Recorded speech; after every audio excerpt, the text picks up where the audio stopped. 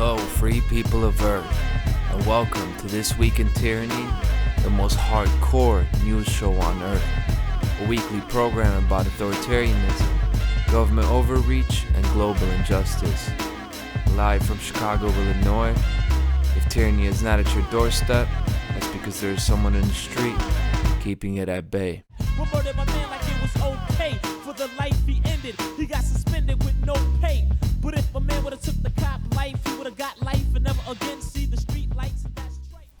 Welcome. I am your host, Conrad Brogus. Today is episode 27 of This Week in Tyranny. It's Friday, June 9th, 2023. And this week in Tyranny, I'm going to talk about Vinnie Eastwood and the violence done to him by the New Zealand government. I'm going to get heated on this one. We'll get right into it. What happened to Vinnie Eastwood is on August 18th, 2021. There was going to be a lockdown in New Zealand because of one case of the Delta variant of COVID-19, right? This was still happening 2021 in August. They were going to go back into a harsh lockdown. Now, when I say lockdown, it wasn't like the lockdown we had here in the United States. Definitely not in the outskirts of Chicago, because when they say we went into lockdown here, everybody basically continued on with their life, right? That's not what happened in New Zealand. In New Zealand, you had that kind of Commonwealth, European, Chinese-style enforcement of they were taking it very seriously, okay? So this is a different kind of lockdown we're talking about. They were going to go back into it because of one positive case, okay?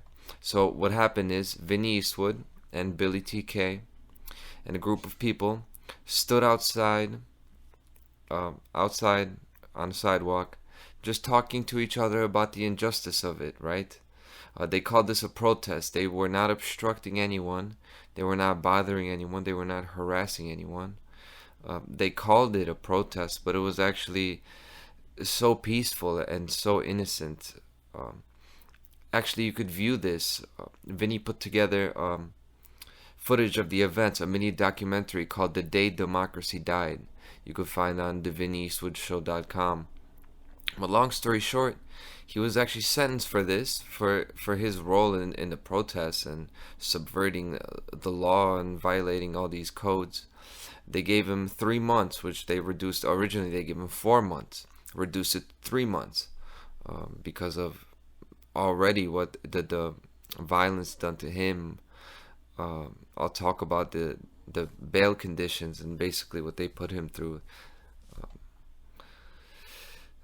But anyway, this was just a lighthearted and peaceful gathering. You could see this the way people are talking. This is not anything like the protest we get here. You can't be any more peaceful than they were. People just standing around talking. And what the response was from the New Zealand government was a series of violence, increasing gauntlet of violence done to Vinnie Eastwood. I'm going to go through it. What happened to him? No, first thing that happened is theft, and this what happened to everybody, all the people in New Zealand, on that August, in that month. The theft that occurred. Number one, theft occurred. The theft of freedom and peace of mind for even announcing a lockdown. So I'm going to talk a little bit about the idea of a lockdown and if anybody has the right to enforce that and how wrong, spoiler alert, there's actually no right to do that. It's wrong in all cases, and I'll talk about why. See, the people argued that the lockdown was wrong. They argued it based on the science. They argued that it doesn't help to stop transmission. They argued that the costs outweigh the benefits. All things that are true, right? But that's not where I argue against lockdowns from. I argue from first principles. And the reason I do that is because the argument needs to be made at the top level, at the first principles level.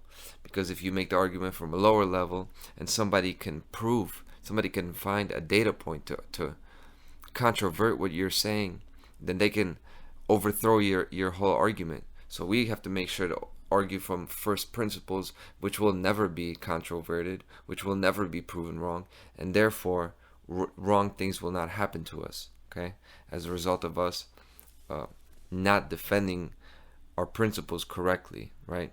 So arguing from first principles, lockdowns are 100% wrong, and there's no right for a human being to lock another human being down ever. A lockdown would be immoral even if there was a virus that meant 100% certain death if you got it. And this is where people will disagree with me.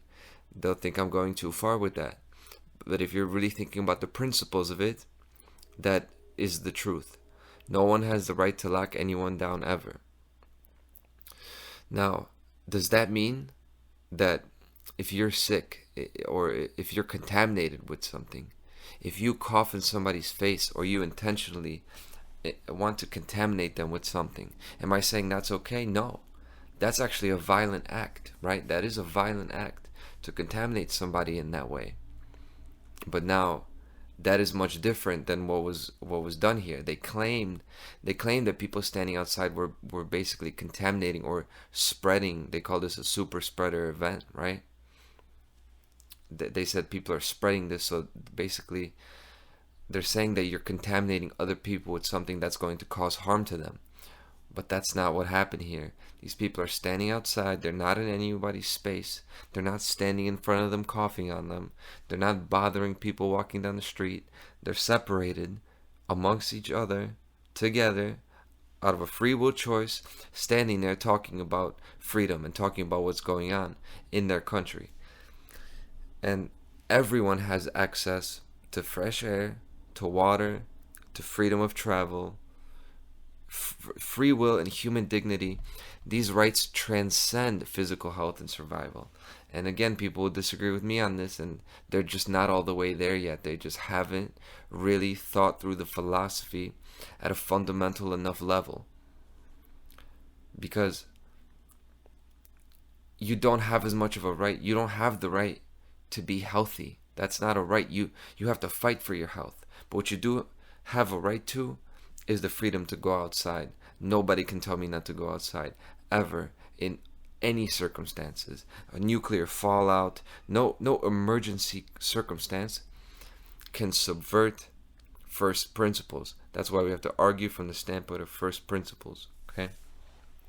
So the violence of theft was done before the police even came to break up the so-called protests. Then, when they did come, there was coercion happening. Coercion, which is what?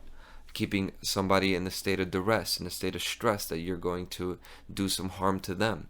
So that's these strong-arm police tactics that they employed when they came here, and they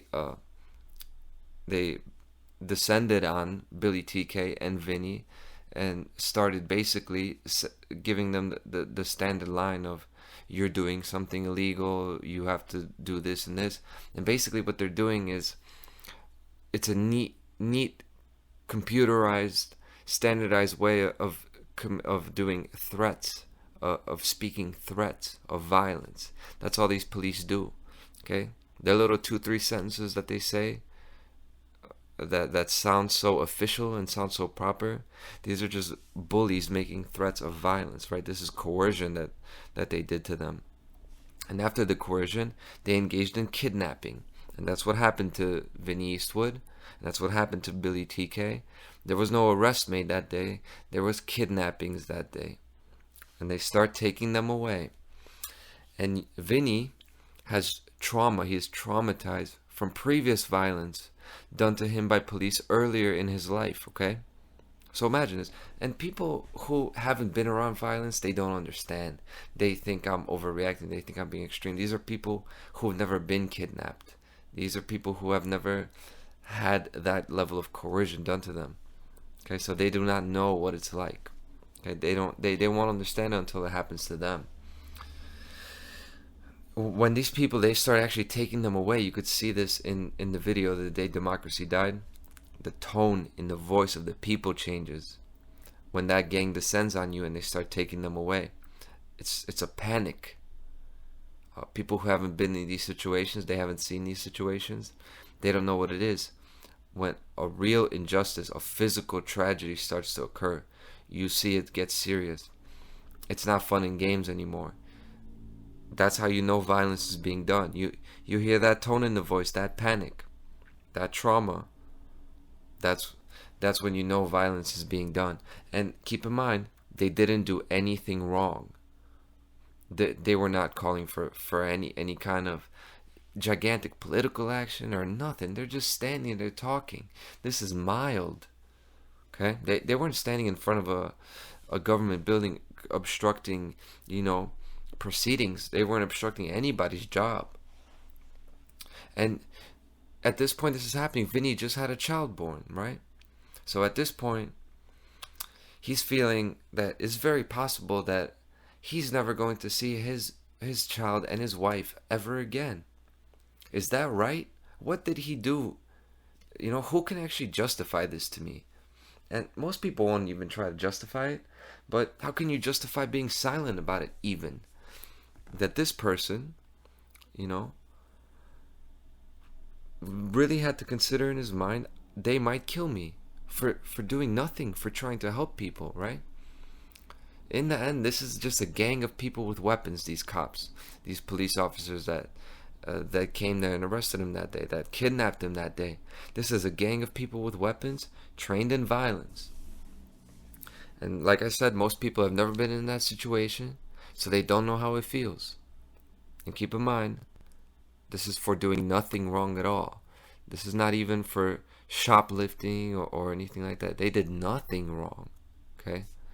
He was actually sacrificing his time he could have been spending with his family, to speak up for people who are voiceless, who do not want to speak up, right? This is what he was doing. This is the type of guy Vinny is, okay? And he just got the most disgusting kidnapping, coercion, and violence done to him for doing this. And it's always been this way in human history. Always these gangs, these state-sponsored gangs, they always do this to people whenever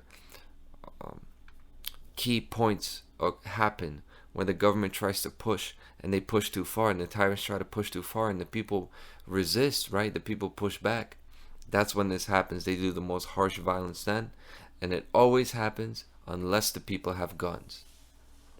And you should go to Vinny's website where he gives the statistics in that video, the day democracy died, about all the historical occurrences of genocides following big gun control laws being enacted. Follows hand in hand always with no fail. And that's the violence that was done August 18th, right? Then, in the days after, in the weeks after, he was given historically harsh bail conditions, like worse than house arrest. They actually banned him from speaking to his friend Billy TK for about a year. This is unheard of, What kind of tyranny is this to say, if you talk to this person, if you speak to them, we will lock you in a cage and you won't see your wife and newborn? This is really the world we're living in. Nobody's saying anything about it. And what was done since? That was the violence that was done in the days after. What was done since? Well, economic warfare. This is economic warfare. And I've spoken about this on previous episodes, that the new censorship, the new political oppression, the new silencing of opposition is going to be through the courts. And that's what's happening to Vinny. And think about the life of Vinny Eastwood right now. He's already been deplatformed before. He's already been banned and all this, taken down, his channel taken down from YouTube long before. This is long before. He just had a newborn, right?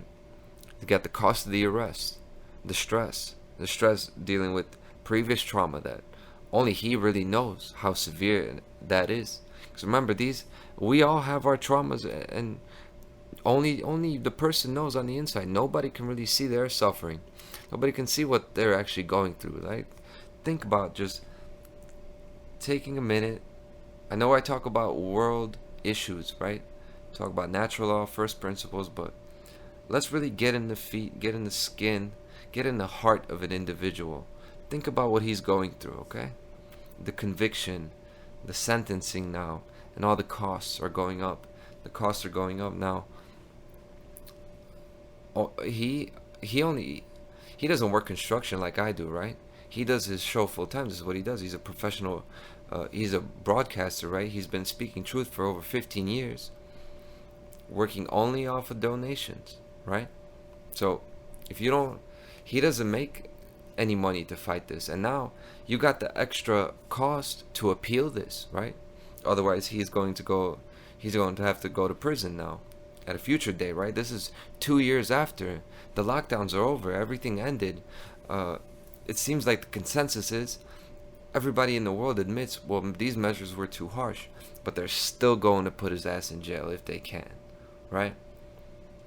And he's already spent 15,000 New Zealand dollars. The cost is 15,000 New Zealand dollars, which is 10,000 American dollars. And I found this on his website. This number is probably much higher now, right? Imagine $10,000 hanging on your head. Some of us know what that feels like. But the worst thing, worse than all the violence, worse than the cost, worse than all the trauma and stress, the worst thing about it all is that nobody's talking about this. And nobody's going to talk about things like this. Nobody's really blowing the story up. So I am. And today the tyranny's not at my doorstep. Why? Because Vinny Eastwood was in the streets of New Zealand keeping it at bay. And on this show, I've never asked for any money. I've never sponsored anything. But I think that everybody should donate something to Vinny. And at the very least, sign the petition that I will link. There's a petition. If the more signatures they get, the more powerful it will at least appear in court, you know. You can find all this at the VinnyEastwoodShow.com. I'll link all this. And I haven't even reached out to Vinny yet, right? It's not like we're buddies or he's my friend. He doesn't know who I am, right? The reason I'm making this video about him is because I couldn't honestly look myself in the mirror and have a show called This Week in Tyranny, and there's a story like this out there and nobody cares. So the reason I'm doing it is because honorable, moral, and honest people, courageous people, have to start supporting each other. Okay? I'm not going to keep going on about it. I've said everything I needed to say. If you want to learn more about this, you should hear it from him. He'll say it better. And I'll end with Vinny's words, right? It doesn't make financial sense to talk to the people nobody wants to listen to about the things nobody wants to hear. But Vinny does it anyway because, quote, he who has the ability has the responsibility. To paraphrase the old saying, if a man protested in the forest and nobody uploaded the video, did it still happen? So in short, Vinny's doing this because he feels like he doesn't have a choice. The alternative is to watch the entire human race be enslaved and exterminated by a ruthless criminal sociopathic scumbaggery. Enough said. I'll see you next week on This Week in Tyranny.